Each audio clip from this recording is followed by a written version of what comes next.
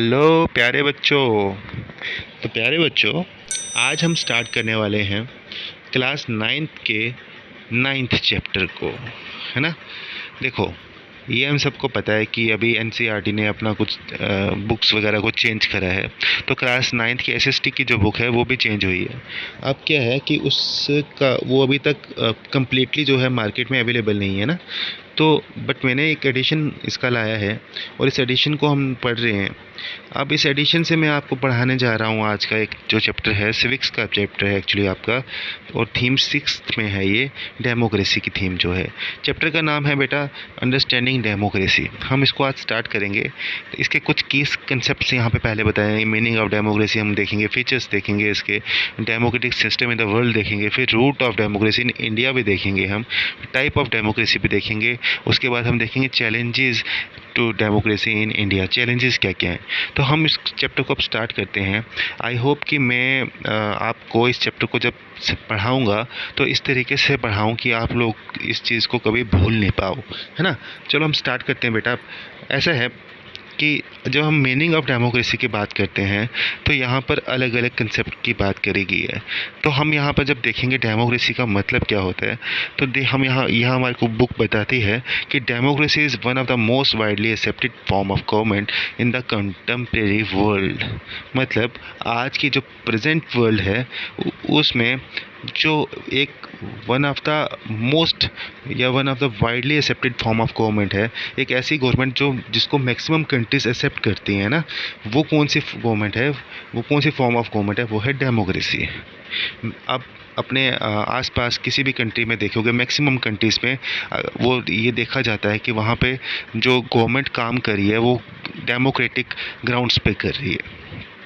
तो what makes, अब आगे बात करते हैं, what makes democracy so popular. Democracy को इतना फेमस या फिर इतना पॉपुलर क्यों बनाया गया है, क्यों है डेमोक्रेसी इतनी पॉपुलर, ऐसा क्या है कि लोग डेमोक्रेसी के बारे में इतनी बातें करते हैं। तो यहाँ पे ये बताया गया है कि to understand this we must understand what democracy truly means. इसका मतलब क्या है ना। हमको ये चीज़ समझने से पहले कि डेमोक्रेसी इतनी फेमस क्यों है, इतनी पॉपुलर क्यों है, इससे पहले हमारे को ये देखना पड़ेगा कि ये एक्चुअली इसका मतलब क्या है ना। और ये देखना पड़ेगा उसके बाद कि सच में ये क्या सच में ये बेस्ट फॉर्म ऑफ गवर्नमेंट है कि जो आज के कल की जो प्रेजेंट सिचुएशन में जो चैलेंजेस हैं, जो मुश्किलें आ रही हैं, जो डिफ़िकल्टीज़ हैं मॉडर्न सोसाइटी की, उनको उनके साथ डील कर सकती है। मतलब यहाँ पे कहने का ये है कि हम यहाँ पर ये देखेंगे कि क्या डेमोक्रेसी में इतनी कैपेबिलिटी है कि आज के प्रेजेंटली जो जो भी दिक्कत आ रही है हमारी सोसाइटीज़ में, हमारी लाइफ्स में, हमारी कंट्रीज़ में, हमारे स्टेट्स में या कहीं पर भी, उनके साथ क्या डेमोक्रेसीज अगर हम अडॉप्ट करें तो वो उनके साथ, उन सब प्रॉब्लम्स के साथ हम डील कर सकते हैं, है ना। ये सब चीज़ें हम देखेंगे। उसके बाद हम एक और चीज़ देखेंगे कि डेमोक्रेसी की एक्चुअली बहुत सारी प्रॉब्लम्स हैं, डेफिनेशंस हैं, है ना। बहुत सारी डेफिनेशन, मैनी डेफिनेशंस हैं। पर यहाँ पर एक चीज़ हमारे को जो बताते हैं वो ये बताते हैं कि उन सब डेफिनेशंस को देखने से पहले हम ये देखेंगे कि जो वर्ड डेमोक्रेसी है ये बेसिकली कैसे, कहाँ से आया है। तो ये बताते हैं कि ये कॉइंड हुआ है 5th सेंचुरी में, है ना, 5th सेंचुरी BC में। कहाँ से?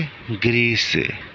तो ग्रीक वर्ड है बेसिकली ये, और वर्ड है डेमोक्रेशिया, है ना, डेमोक्रेटिया या क्रेशिया, कुछ भी बोल लीजिए आप। जो वर्ड डेमोक्रेशिया है वो बेसिकली 2 वर्ड से बना है। एक वर्ड है ये डेमोस, जिसका मतलब होता है पीपल, और दूसरा वर्ड है क्रेटस, जिसका मतलब होता है पावर। तो डेमोक्रेशिया का मतलब क्या हुआ? Power of people. I hope कि आपको ये समझ आ रहा होगा। तो यहाँ पे इसका मतलब आपकी जो बुक बता दी है, इसका मतलब ये होता है, जब डेमोस का मतलब पीपल है और क्रेटस का मतलब पावर है, तो इसका मतलब होता है रूल ऑफ पीपल या पावर ऑफ पीपल, आप कुछ भी बोल सकते हैं कि लोगों का रूल, है ना। रूल करने की पावर किसके पास हो? लोगों के पास हो। यहाँ पर इसका मतलब ये होता है। उसके बाद हम आगे जब बात करते हैं, हम देखते हैं कि जो एक्चुअल में आपको डेफिनेशन दी गई है डेमोक्रेसी की, वो क्या है। तो डेमोक्रेसी की डेफिनेशन है, democracy is a form of government, is a form of government in which ruler are elected by people, है ना। यहाँ पे हमारे को इस डेफिनेशन को जब देखें तो हमारे पास कुछ इम्पोर्टेंट टर्म्स आई हैं। एक तो है हमारे पास फॉर्म ऑफ गवर्नमेंट, दूसरा है रूलर, तीसरा है इलेक्टेड और the fourth one is people. तो हम इन सब चीज़ों को यहाँ समझने की कोशिश करेंगे। जब हम फॉर्म ऑफ गवर्नमेंट की बात करते हैं प्यारे बच्चों, जब हम फॉर्म ऑफ गवर्नमेंट की बात करते हैं, है ना, एक सेकंड, जब हम फॉर्म ऑफ गवर्नमेंट की बात करते हैं तो इसका मतलब क्या होता है? इसका मतलब ये होता है यहाँ पर कि देखिए, वर्ल्ड में अलग अलग टाइप की गवर्नमेंट्स होती हैं। कुछ गवर्नमेंट्स मिलिट्री पावर्स पे काम करती हैं, है ना। कुछ गवर्नमेंट्स कैसे काम करती हैं? कुछ गवर्नमेंट्स काम करती हैं डिक्टेटरशिप में के बेसिस पर, डिक्टेटरशिप के फॉर्म पे। कुछ गवर्नमेंट्स ऐसी होती हैं जो काम करती हैं किस ग्राउंड्स पे? वो करती हैं डेमोक्रेसी के ग्राउंड्स पे काम। तो अलग अलग टाइप की दुनिया में गवर्नमेंट्स हैं। तो यहाँ पर हम जिस पर्टिकुलर गवर्नमेंट की बात कर रहे हैं वो है डेमोक्रेटिक गवर्नमेंट। अब जब हम अलग अलग गवर्नमेंट्स की बात कर रहे हैं तो यहाँ पर ये बेटा समझने की कोशिश है। जैसे कि आप एग्जांपल ले सकते हैं म्यांमार की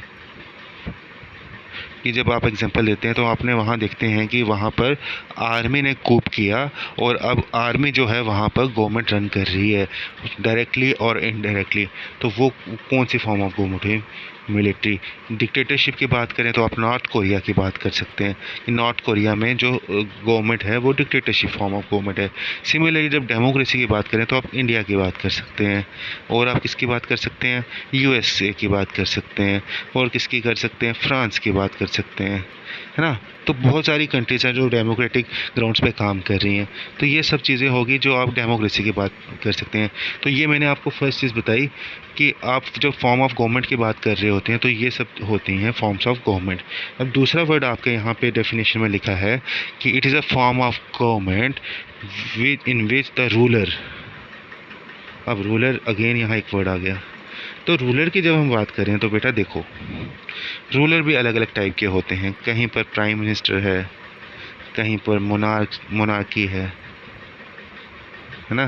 मोनार्क है या किंग है। मोनार्क तो फॉर्म ऑफ गवर्नमेंट होती है बेसिकली, मैं ऊपर बताना भूल गया, मोनार्क भी आती है उसमें, पर मोनार्क के अंदर किंग आता है, किंग है ना। और क्या है? प्रेसिडेंट है ना।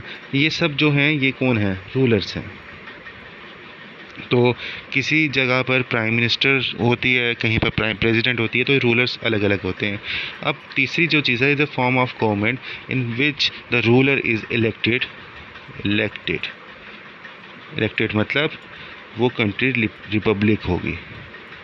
रिपब्लिक मतलब जहाँ पर वोटिंग से जो होगा रूलर को, लीडर को जो इलेक्ट किया जाएगा, ठीक है ना। वोटिंग से जो होगा रूलर इलेक्टेड होगा। ऐसी फॉर्म ऑफ गवर्नमेंट है जहाँ पर एक वोटिंग के थ्रू जो रूलर को इलेक्ट किया जाएगा। तो इलेक्टेड भी हो गया। Is a form of government which the ruler is elected by the people. बहुत इंपॉर्टेंट कंसेप्ट। अब पीपल की जब हम बात करते हैं प्यारे बच्चों, तो पीपल क्या होता है बेसिकली? सुनो, मेरी बात ध्यान से सुनो। पीपल हर डेमोक्रेटिक कंट्री में या फिर हर जगह पर पीपल की डेफिनेशन चेंज हो जाती है। पीपल जो आप लोग समझते हो ना कि लोग, अब सेम वो डेफिनेशन यहाँ पर नहीं होती कि सब लोग ना। यहाँ पर लोगों का मतलब क्या होगा? जैसे जब इंडिया की बात करते हैं तो इंडिया में पीपल, जब हम इस डेफिनेशन डेमोक्रेसी की बात करें तो यहाँ पे इस पीपल का मतलब क्या है? यहाँ पे पीपल का मतलब है वो लोग जो वोट डाल सकते हैं, मतलब एडल्ट्स, इनकी एज 18 ईयर्स से प्लस है ना। ये आ गया यहाँ पे पीपल की डेफिनेशन। वैसे ही हो सकता है कहीं पर कोई ऐसी कंट्री हो जहाँ पे पीपल की डेफिनेशन क्या हो, वहाँ पे एडल्ट्स हो, बट क्या हो? एडल्ट्स हो, एज 18 भी हो, पर माइनस क्या हो? वुमेन, है ना। वुमेन वीमेन को जो वहाँ पर राइट नहीं हो वोट डालने का, वुमेन को राइट नहीं हो वोट डालने का। तो ऐसी कंट्रीज़ भी हो सकती हैं। तो पीपल की definition country to country change होती रहती है। आई होप कि यहाँ तक आपको ये चीज़ समझ आ गई होगी, है ना। अब हम आगे देखते हैं। तो आगे जब देखते हैं हम, ये बताता है कि क्या होता है, this can be achieve by implementing a system of voting in which majority of people rule either directly और इनडायरेक्टली। यहाँ पर मैं आपको एक चीज़ बताना चाहूँगा। यहाँ ये बोल रहा है कि ऐसी जगह जहाँ पर क्या होता है, सिस्टम ऑफ वोटिंग होता है, जो हमने इलेक्टेड, जो हमने बात कर लिया ऑलरेडी अपनी डेफिनेशन में इलेक्टेड रिपब्लिक के बारे में ना। सिस्टम ऑफ जहाँ पर वोटिंग होगी, वोटिंग से क्या होगा, मेजॉरिटी ऑफ पीपल रूल करेंगे। मेजॉरिटी ऑफ पीपल जिसको वोट डालेंगे, जिस पार्टी को वोट डालेंगे, जिस लीडर को वोट डालेंगे, वो जीतेगा और उसके थ्रू वो मेजॉरिटी ऑफ पीपल जो हैं वो रूल करेंगे। पर वो रूल कैसे करेंगे, आइदर वो रूल करेंगे डायरेक्टली और वो रूल करेंगे इनडायरेक्टली। डायरेक्टली मतलब और इनडायरेक्टली मतलब, अब देखो इसको समझने के लिए भी हम वापस एक एग्जांपल पे जाते हैं। जब हम बात करते हैं डायरेक्टली, तो यहाँ पे डायरेक्टली में बात का मतलब क्या हुआ, देखिए एग्जांपल के तौर पे हमें बात करते हैं एक कंट्री की, स्विट्ज़रलैंड। ठीक है, स्विट्ज़रलैंड की बात करते हैं। स्विट्ज़रलैंड की बात जब हम बात कर रहे हैं बेटा, देखो यहाँ पर क्या होता है, स्विट्ज़रलैंड में जो डेमोक्रेसी है वो डायरेक्ट डेमोक्रेसी है, डायरेक्ट डेमोक्रेसी है। मतलब यहाँ पर कोई भी लॉ जो लाना होता है या कोई भी रूल जो लाना होता है उसको डायरेक्टली लाते हैं लोग, पीपल वहाँ की। कैसे, बाय रेफरेंडम, है ना, रेफरेंडम के थ्रू वहाँ पे लाते हैं। रेफरेंडम क्या होता है अब यहाँ पर, तो रेफरेंडम बेटा ऐसा होता है कि लोगों को ना, जो कॉमन पीपल हैं उनको बोला जाता है कि आप वोट डालो, आप वोट डाल के हमको बताओ अपना ओपिनियन किसी लॉ के बारे में, किसी रूल के बारे में अपना ओपिनियन बताओ, ओपिनियन, ठीक है, सॉरी, ओपिनियन बताओ, किसके बारे में अपना ओपिनियन बताओ, किसी भी रूल के बारे में या किसी भी लॉ के बारे में, है ना। तो वोटिंग के थ्रू बोला जाता है, वोटिंग के थ्रू उनको बोला जाता है कि आप ऐसा करो, आप वोट डालो और हमारे को अपना ओपिनियन बताओ। कि कोई लॉ लाते हैं और लोगों का ओपिनियन लेते हैं और फिर उसको इम्प्लीमेंट करते हैं।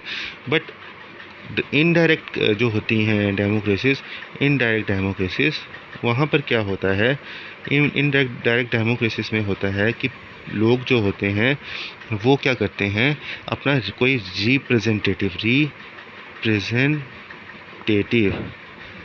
को भेजते हैं पार्लियामेंट में या फिर स्टेट लेजिस्लेटिव असेंबली में, वहाँ भेजते हैं और वहाँ उनको बोलते हैं कि उनके बिहाफ पर वो क्या करें, उनके बिहाफ पर वो लॉज बनाएं, है ना। किसके लॉज पे, किनके लॉज पे, पीपल के लॉज पे और बिहाफ पर, पीपल के बिहाफ पे जो हैं वो लोग जो क्या करें, लॉज वगैरह बनाएं।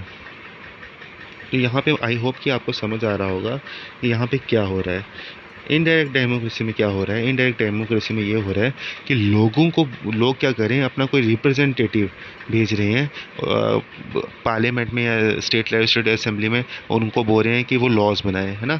और यहाँ पर डायरेक्ट में हो रहा है, लोगों को डायरेक्टली इन्वॉल्व किया जा रहा है, लोगों की डायरेक्टली ओपिनियन ली जा रही है। तो ये दोनों डिफरेंस हो गया यहाँ पर। अब आगे जब हम बात करते हैं तो आपकी यहाँ पर दिया गया है कि यहाँ पे क्या होता है, elections are necessary and basic condition of democracy. मतलब इलेक्शंस बेसिक कंडीशन है भाई, बेसिक कंडीशन है। बेसिक, अगर कोई डेमोक्रेसी चाहता है तो वहाँ पे अगर वो इलेक्शंस नहीं करवाएगा, लोगों को ये राइट नहीं देगा कि वो वोट डाल सकें, तो वहाँ पर डेमोक्रेसी होना नेक्स्ट टू इम्पॉसिबल होगा, है ना। तो लोगों के पास ये बेसिक राइट होना चाहिए, उनकी ये कंडीशन होनी चाहिए, बेसिक कंडीशन की इलेक्शंस हो रहे हैं वहाँ पे। In fact voting for all adults in many feature which separates democracy from other form of the government, for example monarchy. तो कहता है कि इनफैक्ट क्या होता है, voting by all adults is the main feature है।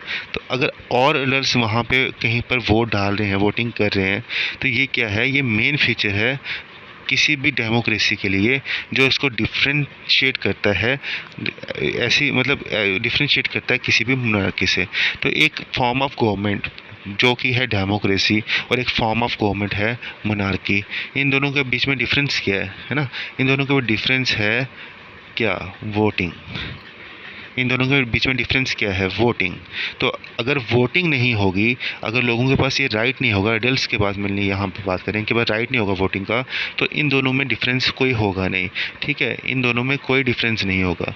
इनके बीच में डिफरेंस यही क्रिएट करती है, यही चीज़ क्रिएट करती है कि डेमोक्रेसी में लोगों जो एडल्ट्स हैं उनके पास वोटिंग राइट्स होते हैं। ठीक है, उसके बाद कहते हैं जो आप एक डेफिनेशन है यूजली आप लोग सुनते होंगे। कौन सी डेफिनेशन है? आप लोग जब भी कोई डेमोक्रेसी बोले तो आप कौन सी एक ही लाइन रखते हो? Democracy is a form of government in which the government of the people, by the people and for the people, है ना? डेमोक्रेसी क्या है? जहाँ पर क्या होता है, government is of the people, by the people and for the people. आप अप्रॉक्सीमेट, मेरे को पता है मैक्सिमम टाइम पर आपसे जब भी डेमोक्रेसी की एक डेफिनेशन पूछी जाएगी, या हमसे भी जब हम बच्चे थे हमसे पूछी जाती थी, तो हम इसी डेफिनेशन को चेपते थे कि democracy is by the people, of the people, for the people. तो अब हमारे को ये पता होना चाहिए, आपको एमसीक्यूज में पूछा जा सकता है कि ये डेफिनेशन दी किसने है? ये डेफिनेशन दी थी अब्राहम लिंकन ने, जो कि अमेरिका के फॉर्मर प्रेसिडेंट थे, या आप बोल सकते हैं फर्स्ट प्रेसिडेंट थे यूनाइटेड स्टेट ऑफ अमेरिका के। ठीक है, तो अब्राहम लिंकन ने ये डेफिनेशन दी थी कि the government of the people, by the people, for the people is democracy. अब क्या होता है इसके बाद में हम आगे जब देखते हैं, तो म्यांमार की बात की है, खैर हम आगे देखते हैं। तो प्यारे बच्चों, आगे जब हम देखते हैं तो हम ये देखते हैं कि एक सेकेंड, हाँ, अब यहाँ पे बता रही है कि history shows that election alone are not sufficient to ensure democracy. खाली इलेक्शन अगर आपके वहाँ हो रहे हैं ना, कहीं किसी कंट्री पे, आप बोलो कि ठीक है जी किसी कंट्री में इलेक्शन हो रहे हैं और वहाँ डेमोक्रेसी होगी, ऐसा हो सकता है क्या? नहीं, ये ज़रूरी नहीं है ना? मेरी बात समझने की, फॉलो कर रही है कि अभी तक हमने बात फोकस किस पे की है? हमने फोकस किया है वोटिंग पर, कि एक बेसिक नीड जो है, बेसिक रिक्वायरमेंट क्या है, वो है voting by adults in democracy. पर अगर किसी कहीं पर वोटिंग हो रही है, इलेक्शन हो रहे हैं, तो क्या वो ऑटोमेटिकली डेमोक्रेसी बन जाएगा? ऐसा होता है? नहीं, ऐसा नहीं होता है। एग्जाम्पल के तौर पे हम एग्जाम्पल्स देख सकते हैं, कई ऐसी कंट्रीज़ हैं जहाँ पर इलेक्शंस होते हैं बट वो फ्री एंड फेयर नहीं होते हैं ना, तो वो क्या वो डेमोक्रेसीज़ हैं? नहीं, ऐसा नहीं है। एग्जाम्पल के तौर पे हम चाइना की बात कर सकते हैं। अब चाइना में क्या होता है, किसी भी पार्टी को अगर कोई इलेक्शन लड़ना है, तो किसी भी पार्टी को, फॉर एग्जांपल ABCD कोई पार्टी आई है मार्केट में, नहीं, ABC कोई पार्टी आई है मार्केट में, नहीं, उसको इलेक्शन लड़ना है चाइना में, तो उसको क्या करना पड़ेगा? उसको जाना पड़ेगा चाइना की करंट जो गवर्नमेंट है उसके पास जाकर उनको परमिशन मांगनी पड़ेगी। अगर वो जब परमिशन इनको देंगे तभी ये इलेक्शन जो हैं वो इलेक्शंस को लड़ पाएंगे, अदरवाइज़ ये इलेक्शन नहीं लड़ पाएंगे। तो मतलब डायरेक्टली या इनडायरेक्टली वहाँ पे जो भी पार्टी आएगी उसको इन्फ्लुएंस किससे होगी? वो चाइना की करंट गवर्नमेंट से होगी, है ना? तो आपके पास वो राइट ही नहीं रहा। अब वहाँ पे इलेक्शंस हो या नहीं हो, क्या फ़र्क पड़ता है? इलेक्शंस होने या नहीं होने से कोई फ़र्क नहीं पड़ता, है ना? तो ऐसी फॉर्म ऑफ गवर्नमेंट को हम डेमोक्रेसी नहीं बोल सकते हैं। एक डिक्टेटर लाइक, जैसे आपको एग्जांपल दी है कि कोई एक डिक्टेटर है, जो हिटलर है फॉर एग्जांपल। अब वो हो सकता है कि वो बोले कि ठीक है मैं इलेक्शंस करवाता हूँ, लोग वोट देंगे।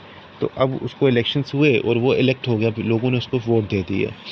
तो अब क्या, अभी तक तो वो अच्छा था, ठीक था, लोगों ने उसको वोट दिया, लोगों ने जिता दिया। बट अब क्या होगा, जैसे ही वो स्टार्ट करेगा ऐसा बिहेव करना, इस तरीके से बिहेव करना कि उस लोगों को लगेगा कि वो जो काम कर रहा है वो वेलफेयरिक नेचर के नहीं है, लोगों के लिए वो अच्छा काम नहीं कर रहा है, लोगों के वेलफेयर के लिए काम नहीं कर रहा है। तो क्या होगा, उसी टाइम जो वो गवर्नमेंट होगी वो डेमोक्रेटिक नहीं रहेगी। ठीक है, वो जब तक वो इलेक्शन जीत कर आया वो ठीक है, डेमोक्रेसी था। बट जब उसने काम ही गलत करने स्टार्ट कर दिए, डेमोक्रेसी के नाम पर उसने काम करने बंद कर दिए और उसने अपने वेलफेयर, अपने फ़ायदे के काम कर लिए, लोगों के काम नहीं कर रहा है, लोगों के वेलफेयर के काम नहीं कर रहा है, तो वो कंट्री डेमोक्रेटिक नहीं होगी। समझ रहे हैं ना मेरी बात? तो मतलब यहाँ पे ये कहने का मतलब है कि डेमोक्रेसी का मतलब खाली ये नहीं कि वहाँ पे इलेक्शंस हो, वहाँ पर लोगों के वेलफेयर का काम भी होने चाहिए उसके साथ साथ। ठीक है, ये चीज़ आई होप कि आपको समझ आ गई होगी। अब हम बात करते हैं कि व्हाट कॉन्स्टिट्यूट्स द पीपल, जो हमने आपको पहले बताया कि ये वर्ड जो पीपल है ये क्या है, वर्ड पीपल क्या है। बेसिकली पीपल की जब हम बात करते हैं तो यहाँ पे बताते हैं कि Greeks did not give the voting right to women. देखा, मैंने आपको अभी बताया था कि अब औरतों को वहाँ पे ग्रीक्स जो थे वो राइट नहीं दे रहे थे ना, वोटिंग राइट्स नहीं थे, स्लेव्स को नहीं दे रहे थे, फॉरेनर्स को नहीं दे रहे थे। अब तो क्या होगा, it was not universal franchise, इसलिए इसको हम यूनिवर्सल फ्रेंचाइजी नहीं बोल सकते थे। क्यों? क्योंकि यूनिवर्सल फ्रेंचाइजी में औरतें भी होती हैं, मर्द भी होते हैं, सब होते हैं, पर यहाँ पे औरतें नहीं थी तो इसलिए यूनिवर्सल फ्रेंचाइजी नहीं है। अब स्विट्ज़रलैंड की बात करें, हम देखते हैं यूजली बात करते हैं स्विट्ज़रलैंड बहुत अच्छी कंट्री है, वेस्टर्न कंट्री है, बहुत डेवलप कंट्री है, पर आपको सुनकर हैरानगी होगी कि स्विट्ज़रलैंड ने भी औरतों को जो ग्रांट किया है वोटिंग राइट्स, वो कब किया है, वोटिंग राइट टू वोट कब किया है, 1971 में। हम लोगों ने कब किया था, जब हम इंडिपेंडेंट हुए 1947 में, सॉरी 1947 में, है ना, 1947 में किया था। और इन लोगों ने कब किया, 1971 में, हमसे कितने साल बाद, है ना, अप्रॉक्सीमेटली कुछ 20-25 साल के बाद। तो कितने साल के बाद इनको समझ आया कि वुमेन को राइट देना चाहिए, इन्होंने भी नहीं दिया था। तो उस कंडीशन में आप इसको भी क्या बोलोगे, यहाँ पे बोलोगे कि पीपल की डेफिनेशन में औरतें नहीं थी, है ना। ये सब चीज़ें हमने देखा। फिर हम देखते हैं in practice direct democracy through referendum, जो मैंने आपको बताया रेफरेंडम करते हैं, and popular initiatives, though not all government decisions are decided directly by citizens. मतलब ये क्या करते हैं यहाँ पे, मैक्सिमम डिसीजन, सब तो नहीं बोलेंगे बट मैक्सिमम डिसीजंस जो होते हैं वो क्या करते हैं, वो कैसे डिसाइड होते हैं, बाय रेफरेंडम, ठीक है। In a vast and populous country like India. अब जब हम रेफरेंडम की बात करें, आपको लग रहा होगा कि कितना अच्छा, कितना beautiful, it's so beautiful that people are directly involving in making laws and all those things. But आप बोलेंगे कि इंडिया में ऐसा क्यों नहीं होता है। बेटा, इंडिया में इसलिए नहीं होता है क्योंकि इंडिया की पॉपुलेशन बहुत ज़्यादा है। अब जब पॉपुलेशन ज़्यादा है कि अब आपको हर चीज़ के लिए जब लोगों के पास जाना पड़ेगा, सब लोगों के पास जाना पड़ेगा, और बोलोगे कि हमारे को इसमें अपना ओपिनियन दो, तो वो प्रैक्टिकली पॉसिबल नहीं होता, है ना, प्रैक्टिकली पॉसिबल नहीं होता। इसलिए इंडिया में डायरेक्ट डेमोक्रेसी नहीं होकर यहाँ पे कौन सी फॉर्म ऑफ गवर्नमेंट है, कौन सी डेमोक्रेसी है, रिप्रेजेंटेटिव डेमोक्रेसी है। याद रखिएगा, इंडिया में रिप्रेजेंटेटिव डेमोक्रेसी का मतलब यहाँ पर लोग अपना रिप्रेजेंटेटिव को इलेक्ट करते हैं और पार्लियामेंट में या भेजते हैं उनके बिहाफ पे लॉ बनाने के लिए। अब इसके बाद जब बात करते हैं कि पार्लियामेंट्री डेमोक्रेसी की में क्या होता है, decision generally taken by the majority of elected representative, ठीक है। तो यहाँ पे डिसीजंस कौन बनाते हैं, डिसीजंस वो बनाते हैं जो गवर्नमेंट मेजॉरिटी में होती है। ये तो हम सब लोगों को पता ही होगा, जो पार्टी मेजॉरिटी में होगी, जो लोग रिप्रेजेंटेटिव मेजॉरिटी में होंगे वही डिसीजंस बनाएंगे, है ना। और पर जब ये डिसीजंस बनाएंगे, इसका मतलब ये नहीं है कि वो अपनी मनमर्जी से कोई भी डिसीजन बनाएंगे, उनको ध्यान रखना पड़ेगा माइनॉरिटी राइट्स का भी, है ना, माइनॉरिटी को नज़र में रख के ही वो कोई भी लॉ बनाएंगे। अब इसके बाद आगे बात करते हैं कि every government imposes certain restrictions on people who can elect, some restrictions on age of maturity are also needed. देखो, यहाँ पे सिंपली ये आपको ये बता रहा है कि वहाँ यहाँ पर ना कुछ रिस्ट्रिक्शंस है किस पर, लोगों पर। मतलब कौन इंसान वोट जो है वो कर सकता है, वोट नहीं कर सकता है ना।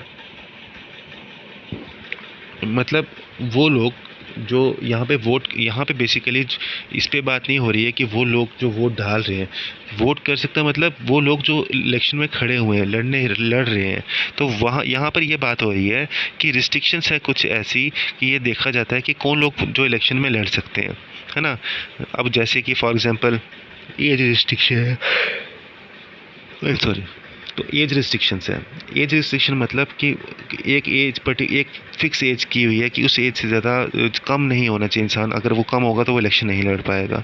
तो ये सब कुछ रीजंस हैं वहाँ पर। और क्या है, अब वोट डालने के लिए भी रिस्ट्रिक्शंस है कि 18 ईयर्स का एज तो कम से कम मिनिमम होनी चाहिए, कोई क्रिमिनल बैकग्राउंड नहीं होनी चाहिए। ये सब चीज़ें जो हैं ये जो यहाँ पर रखी गई हैं। उसके बाद आगे बात करते हैं roots of democracy in India. जब रूट्स की बात करते हैं डेमोक्रेसी इन इंडिया में, तो हमारे हमारे को एक चीज़ समझनी पड़ेगी कि हिंदुस्तान में डेमोक्रेसी की बहुत बड़ा हिस्ट्री है, बहुत बड़ी हिस्ट्री है ना।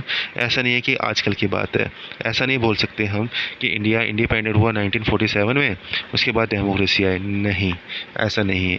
डेमोक्रेसी यहाँ पर एंशियंट टाइम से है, एंशियंट टाइम से है। कैसे हम आगे देखेंगे, बट आपको बस ये माइंड में रखना है कि डेमोक्रेसी यहाँ पर बहुत टाइम से है।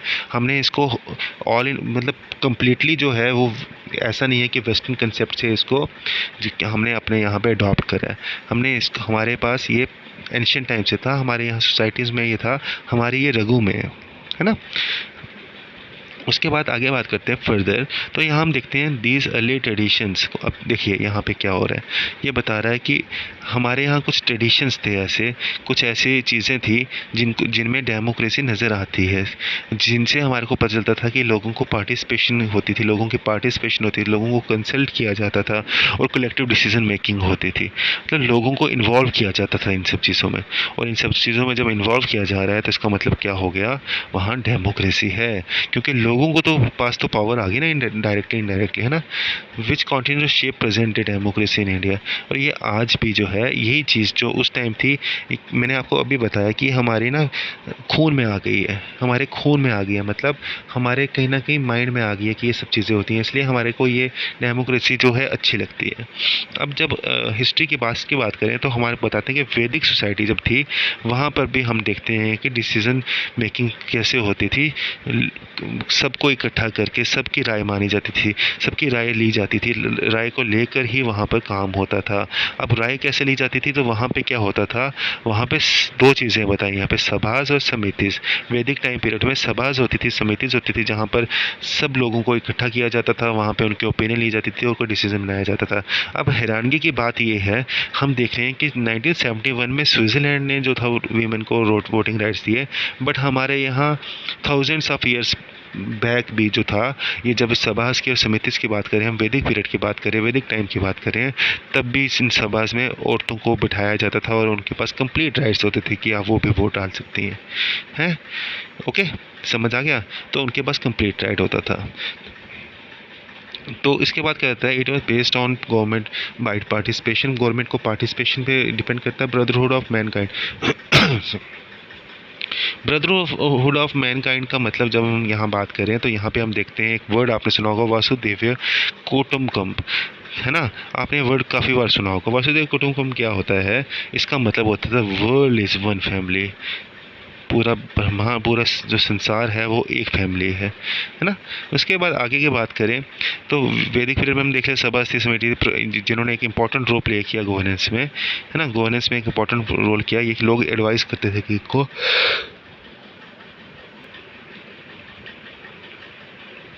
तो किंग को एडवाइस करते थे, किसी भी डिसीजन में, किसी भी प्लानिंग में ये इन्वॉल्व होते थे, उसको एडवाइस करते थे। अब कहते हैं कि बिटवीन 600 BC एंड 400 BC क्या हुआ, वहाँ पर कुछ किंगडम्स आए, और जो किंगडम्स थे उनको क्या बोला जाता था बेटा, उनको बोला जाता था महाजनपदस। किसको बोला जाता था, किंगडम्स ऑफ 600 BC और 400 BC, मतलब BC की बात कर रहा हूँ मैं, AD की बात नहीं कर रहा हूँ, है ना। तो उस टाइम पे 600 400 में हमारे यहाँ जो किंगडम्स हैं उनको क्या बोला था, महाजनपदास। और महाजनपदास में जब बात करें तो वहाँ पे एक फेमस जनपद महाजनपदा था जिसका नाम था वजीज़।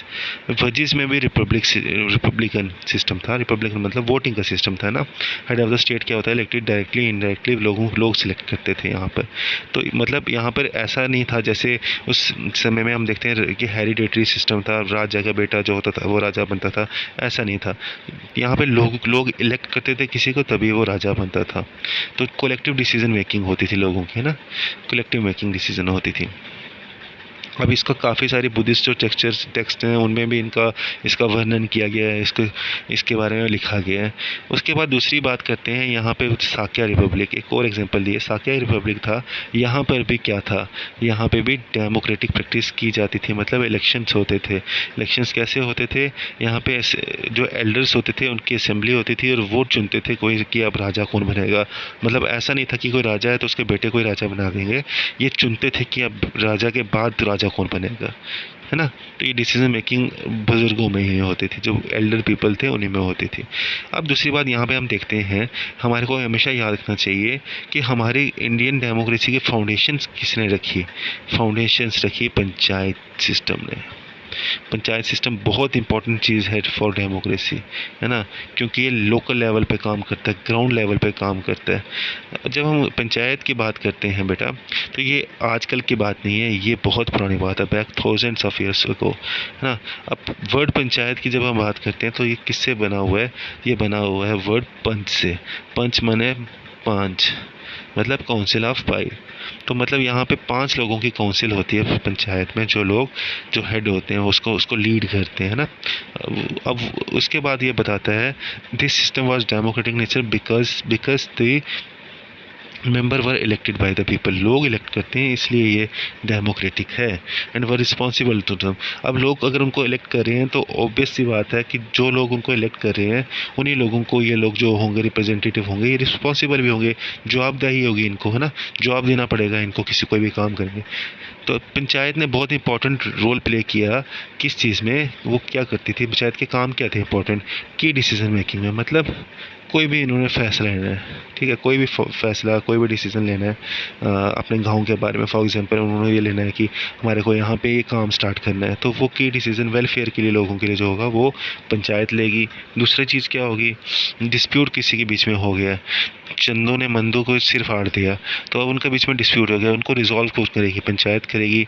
और डिलीवर क्या करेगी, जस्टिस, कुछ इंसाफ करना है, किसी को फैसला देना है कोर्ट की तरह, तो ये भी पंचायत का काम होता है ना।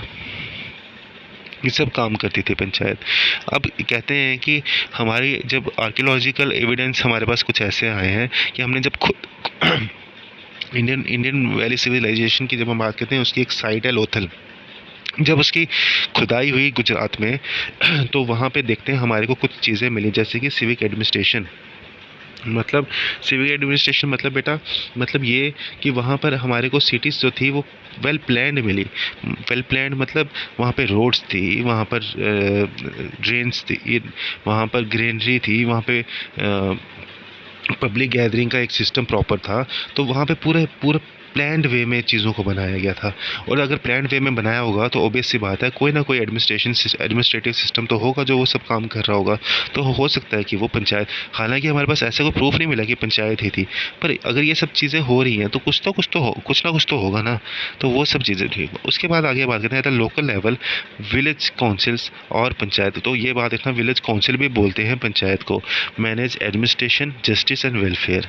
जो हमने ऊपर बात की उन्हीं को यहाँ पे तोड़ मोड़ के लिख दिया। तो ये सब काम होता है इसका।